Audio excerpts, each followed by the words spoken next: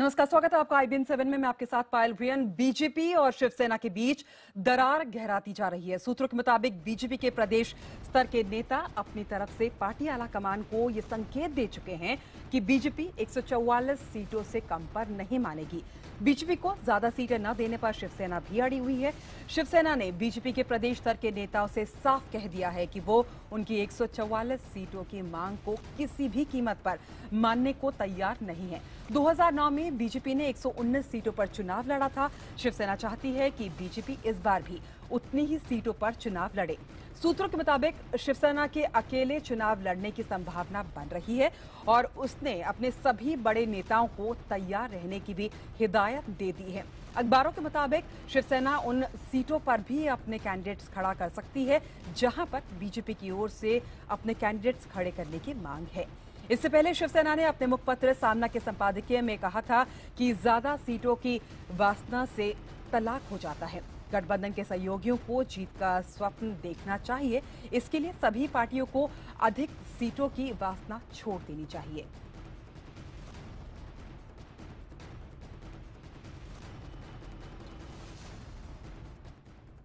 जो छोटी पार्टियां हमारे साथ मजबूती से लोकसभा के चुनाव में खड़े थे, उनको दिए जाने वाली सीटों को अलग करके उनको अलग करने के बाद जो सीटें बचती हैं उनको बाकायदे आधी आधी आपस में बांटने का प्रयास करने का प्रस्ताव है। हमारे प्रदेश के नेतृत्व ने सभी विषय रख दिए हैं और हम सब इंतजार में हैं कि इस विषय पर उनका क्या रिस्पॉन्स आता है, उनका क्या मन आता है। और राष्ट्रीय नेतृत्व ने भी ये मैंडेट प्रदेश के नेतृत्व को दिया है कि हम इस आधार पर अपने मजबूत और लंबे सहयोगी के साथ बातचीत करें। वैसे ही राज्य की बात आती है तो राज्य का मुख्यमंत्री कौन बनेगा गठबंधन में, ये शिवसेना तय करेगी और मुख्यमंत्री शिवसेना का ही बनेगा। और हम चाहते हैं कि उद्धव ठाकरे साहब भी मुख्यमंत्री पद के हमारे नेता है और वही करेंगे। इस पर विस्तार से और बातचीत करने के लिए हमारे संवाददाता निशात शमसी हमारे साथ जुड़ चुके हैं। निशात, पेच आखिर फंसता हुआ कहां नजर आ रहा है? बिल्कुल, देखिए बीजेपी की तरफ से पहले एक फॉर्मूला दिया गया है कि 144 सीटें दोनों पार्टियां आपस में बांट लें और फिर ये दोनों पार्टियां ये तय करें कि जो उनके सहयोगी पार्टियां हैं, जो छोटी पार्टियां जैसे कि आरसीआई है, उसके अलावा क्षेत्रकारी संगठन है राजू शेट्टी की, तो इन तमाम पार्टियों को वो अपनी अपनी तरफ से उनसे गठबंधन करके वो सीट शेयरिंग चाहते हैं। लेकिन इसी को लेकर लगातार जो शिवसेना है उसको ये बात गवारा नहीं है। वो साफ तौर से कह चुकी है, चूंकि शिवसेना हमेशा से एक बड़ी पार्टी के तौर पर यहाँ रही है और इस पूरे गठबंधन में ज्यादा सीटों पर लड़ती आई है, तो जाहिर तौर पर वो नहीं चाहती कि इतनी सीटों की शेयरिंग जो है वो बीजेपी के साथ करे। और साथ में वो ये भी संदेश देना चाहती है कि इस बार भले ही गठबंधन में जो भी पार्टी ज्यादा सीट लेकर आए, लेकिन मुख्यमंत्री जो है उनके उद्धव ठाकरे ही रहेंगे। और खुद उद्धव ने भी कई बार इस बात को साफ किया है और यही वजह है कि ये बात जो है बीजेपी को अब गवारा नहीं है। जी निशात, आप हमारे साथ रहिए। हमारे साथ हमारे वरिष्ठ सहयोगी विक्रांत यादव भी फोन लाइन पर जुड़ चुके हैं। विक्रांत, अरसे से बीजेपी और शिवसेना साथ हैं। हमेशा से ऐसा ही रहा है कि विधानसभा में जो है शिवसेना ज्यादा सीटों पर लड़ती आई है और लोकसभा चुनाव में बीजेपी जो है वो ज्यादा सीटों पर लड़ती आई है। तो इस बार बीजेपी को कहां दिक्कत है या फिर शिवसेना को क्यों दिक्कत है? देखिए, अभी तक जो जिस तरीके से निशात बता रहे थे, शिवसेना अलायंस की बड़ी पार्टनर के रूप में सामने रहती थी विधानसभा चुनाव में। लोकसभा में बीजेपी को ज्यादा सीटें मिलती थी और विधानसभा चुनाव में शिवसेना को ज्यादा सीटें मिलती थी। ये फॉर्मूला पिछले कई सालों से चलता आ रहा था बीजेपी और शिवसेना के बीच में।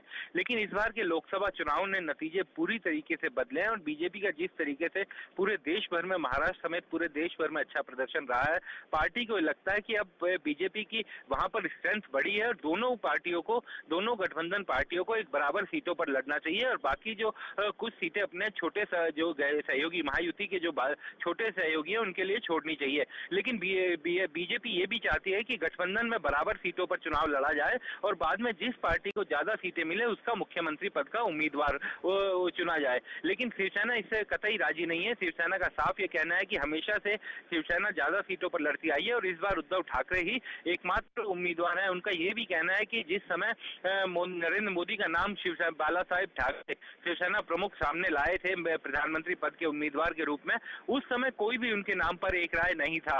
तो तभी शिवसेना ने उनके नाम की वकालत की थी और वो इसीलिए की थी कि राज्य में शिवसेना का आदमी नेता रहे और केंद्र स्तर पर बीजेपी का नेता प्रधानमंत्री रहे। तो एक ये फॉर्मूला शिवसेना का कहना है कि शुरुआत से बीजेपी के साथ ये बना हुआ था फॉर्मूला और बीजेपी को इसे मानना चाहिए। तो अगले 2-3 दिन बहुत ही टसल के कहा जा सकता है कि रहेंगे और अगले 2-3 दिनों में अगर किसी तरह का समीकरण बन नहीं पाया तो बहुत मुश्किल इस गठबंधन के लिए हो जाएगी, क्योंकि दोनों ही पक्ष इस समय पीछे मुड़ते हुए या झुकते हुए नजर नहीं आ रहे हैं।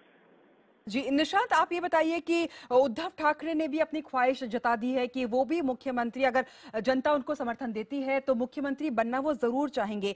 क्या हिदायत दी गई है सीनियर नेताओं को शिवसेना की तरफ से मुंबई में महाराष्ट्र में काम करने की, और क्या आपको लगता है कि ये गठबंधन जो है 25 साल पुराना वो कहीं ना कहीं टूटता हुआ नजर आ रहा है क्या?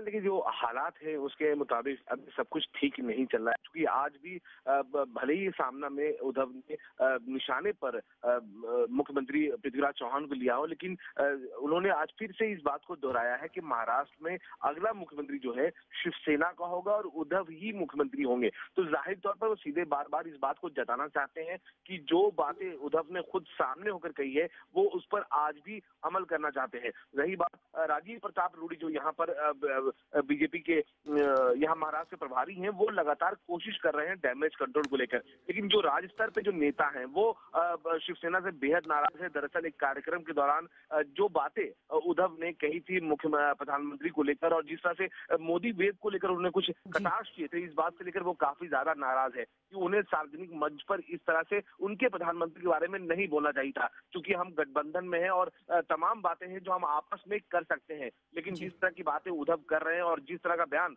लगातार शिवसेना की तरफ से आ रहा है, जाहिर तौर पर इस बात के इंडिकेशन मिल रहे हैं कि शिवसेना भी अपने बात पर अड़ी है और बीजेपी भी किसी भी हालत में पीछे हटने को तैयार नहीं है। आज राजीव प्रताप रूडी एक बार फिर से अपने नेताओं के साथ, महाराष्ट्र के जितने नेता हैं, बड़े नेता, उनके साथ बैठक करने वाले हैं ताकि इस पूरे मामले पर एक फॉर्मूला आ सके। जी, और इन तमाम चीजों के बीच 25 साल पुराना जो गठबंधन है वो खतरे में जरूर नजर आ रहा है। बहुत बहुत शुक्रिया विक्रांत आपका भी। और